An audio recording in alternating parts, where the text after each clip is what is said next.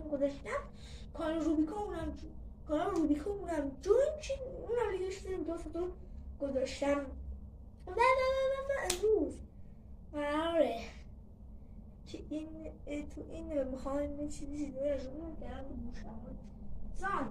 من این ایپاده رو دیروز و پیروز خریدم. من این ایپاده رو خریدم. واقعا چیز خیلی خوبی نکنید. تقریبا 2 میلیون خریدمش و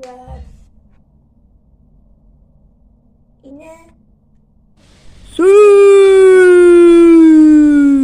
اینجا چیم که بریم ایپاد بلوت شما میخوام. این ایپاد بلوت شما خریدم، خیلی ایپاد خفنیه. حتما لایک این ویدیو رو بترکونید، لایک این ویدیو رو بر بالای 10-12 تا که خیلی ممنون کنم. و اگر این ایپاد رو قرعه کشی کنم به شما، حتما ویدیو رو لایک کنید، کامنت هم آیدی اینستاگرام خیلی شما رو واسم بذارید و شما این داخل کامنت واسم بنویسید. من این رو بذارم. من الان برمیگردم. Let's go it. ماهی برگشتم. نفهم اون رو باید شما دارم. میخوایم یه روم توری بسازیم و بکنم امروز یا فردا واسهتون ویدیوش آپلود میکنم. اگر امروز باشه که من همین ویدیو آپلود میکنم، چون روم تور خیلی مشکی سفارش شده. بیاد فقط این دیکور رو اینجا رو کامل کنیم. لایک ویدیو فراموش شه.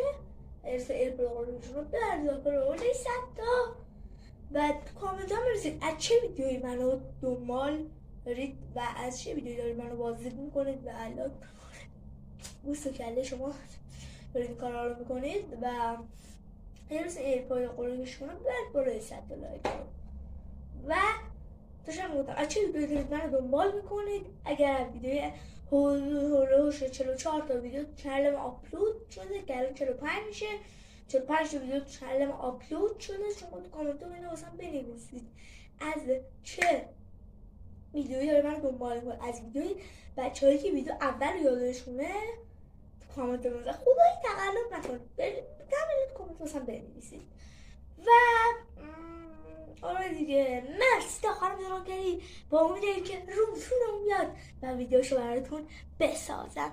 فعلا تا ویدیو بعدی، تاج سری تا ویدیو بعدی.